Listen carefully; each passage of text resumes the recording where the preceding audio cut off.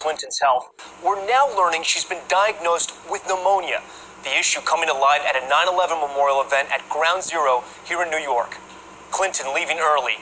The ceremony only half over. A moment later, this video shows her wobbling, then appearing to fall. Her staff appearing to lift her into her van, taking her to her daughter's apartment. The campaign saying she felt overheated. Then 2 hours later, emerging with a smile and a wave, saying she's much better.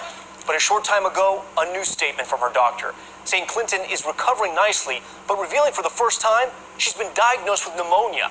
Our Dr. Besser standing by, but let's start with ABC's Cecilia Vega with the fast-moving developments.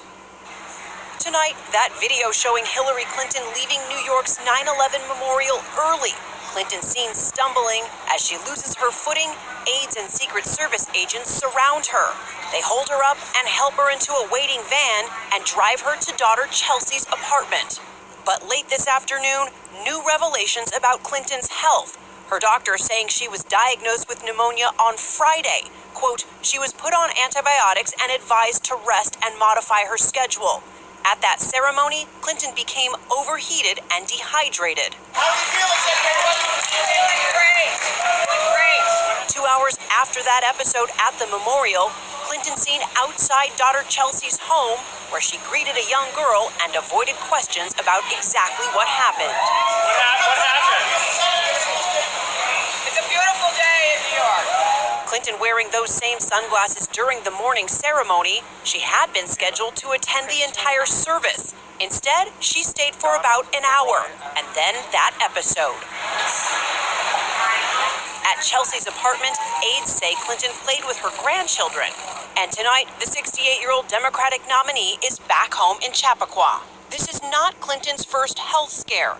In 2012, she fainted at home and hit her head, suffering a concussion. At the time, her aides and State Department staffers downplayed the severity of the injury. It turns out Clinton had double vision and wore special glasses. It took her 6 months to make a full recovery. As for a Labor Day coughing fit, Clinton blaming it on allergies, but her doctor now says an exam because of that cough led to the pneumonia diagnosis. Every time I think about Trump, I get allergic.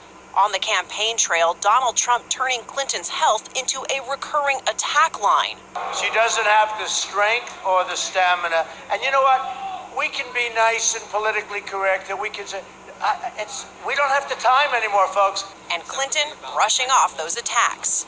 I'm not concerned about the conspiracy theories. There are so many of them, I've lost track of them. And Cecilia joins us live now. Cecilia, so many questions still about Clinton's health, but her campaign has not released her medical records. In light of today, will they? Well, Tom, her campaign has been tight-lipped about so much today. They are not saying whether they will release her full medical records. But for that matter, Donald Trump has not yet released his either. Clinton did have a big campaign swing to California planned for tomorrow. Tom, that trip is now very much in question. Cecilia Vega covering every angle of the story. Cecilia, thank you. ABC's Chief Health and Medical Editor, Dr. Richard Besser, is here. Dr. Besser, what can we learn from taking a close look at that video outside the 9/11 memorial, but also the video outside Chelsea's apartment? Yeah, so in that first video, you see Secretary Clinton being helped into the van by several people. Her feet come off the ground. She doesn't appear to be able to walk on her own.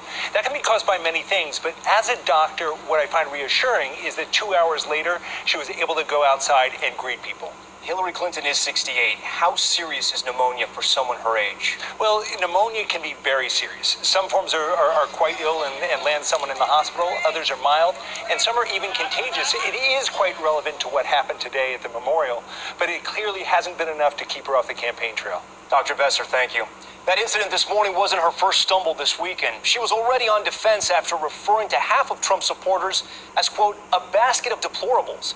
And our latest poll shows the race is tightening, 46 to 41 against.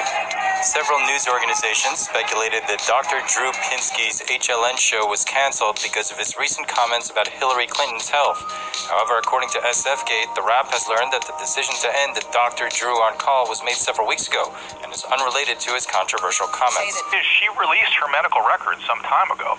And if you listen to my show last week, I just called a friend of mine, Dr. Robert Heisinger, who's an excellent internist pulmonologist, and we just dispassionately sat and evaluated the medical record that she had released. And based on the information that she has provided and her doctors have provided, we were gravely concerned, not just about her health care, not about her health, but her health care. Why? Well, it's hard for people to understand. I mean, both of us concluded that if we were providing the care that she was receiving, we'd be ashamed to show up in the doctor's lounge. We'd be laughed out. She's receiving sort of 1950 level sort of care by our evaluation. So we took a look at her record, and here are the basic facts. She had 2 episodes of what's called deep venous thrombosis. Common problem, blood clots in the leg. She also has hypothyroidism.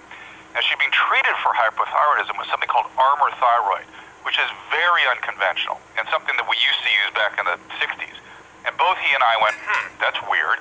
And by the way, wow, Armour thyroid sometimes has some weird side effects. Oh, well, okay, so she goes on Coumadin. That's weird. Because Coumadin really isn't even used anymore. Now we use Eliquis or Xarelto, things like this. Certainly somebody, the presidential candidate, would get one of the newer anticoagulants. Then she falls, hits her head, and as a complication of that has something called a transverse sinus thrombosis. This is an exceedingly rare clot. I've only seen one of these in my career, which is a clot in the collecting system for the cerebral spinal fluid. And it essentially guarantees that somebody has something wrong with their coagulation system. Well, she's had 2 clots, a transverse sinus thrombosis. What's wrong with her coagulation system? Has that been evaluated? And oh, by the way, Armour thyroid associated rarely with hypercoagulability. So the very medicine the doctors are using may be causing this problem, and they're using an old-fashioned medicine to treat it. What is going on with her health care? It's bizarre. I got to tell you, look, maybe they have reasons, but at a distance, it looks bizarre. There ought to be some sort of standard for people that are going to lead the country or are going to be making these important decisions. This, again, Hillary may be fine with all of this. I mean, it's dangerous and it's concerning, but you can see, and by the way, there are 2 other things that gravely concerned us. When she hit her head, she had to wear these prism glasses when she came out. That is brain damage, and so it's affecting her balance. And now, clearly, it hasn't affected her cognition, but tell us a little more about that. That's profound. And then number 2, when they screened her for heart disease, again, they did an old-fashioned screen. It just seems like she's getting care from somebody that she met in Arkansas when she was a kid.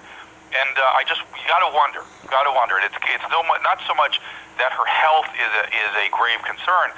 It's that the care she's getting could make it a concern. To be fair, John, it was weird. That was the way I felt about HLN for a long time. No one ever told me what to talk about.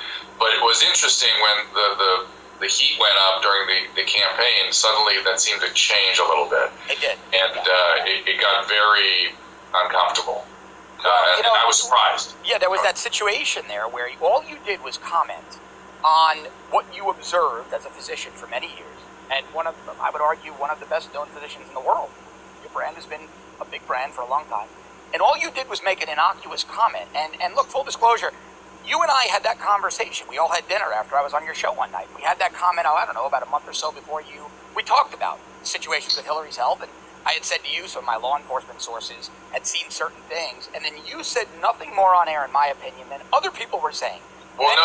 Here's how it actually happened. Here's what happened. The night before, I was on Don Lemon's show, and he goes, let's talk about Donald Trump's mental health. And I went, okay, let me do an assessment. I did about 10 minutes on, and I was saying, I don't know if that's good or bad, but, here's what I observe. And, it looks like many businessmen, hypomania, and maybe some narcissism, this kind of stuff. And okay, that's a lot of businessmen are that way. I don't know if it's good or bad. I'm not passing judgment on it, but I'm doing, 30,000-foot assessment on somebody I don't know. Next day, my radio general manager goes, or program director goes, hey, condense that to 30 seconds and do that for our website. And I went, all right, sat down, did it. And as I was standing up, he goes, hey, you got 30 seconds with Hillary too? Maybe you ought to do that. And I said, well, they just released her medical records. Her doctors just released her. They released a formal description of her medical history. And I said, I'm very concerned about some of the choices her doctors are making. I didn't say anything about her That's right. You did. That's what you said. In harm's way. Well, she'd be in harm's way because of the doctors. But the choices, I was being critical as a peer of some of the things they were doing, and I still have some concerns. But one of the things I remember you saying is that you just, and I thought it was a very sound and professional medical observation. You commented that some of the medications were old-fashioned. And they were old-fashioned, and they might be causing some of the problems that they were then treating. And it was just, it didn't look right to me. And she had a midbrain stroke, and she had intranuclear ophthalmoplegia, and they were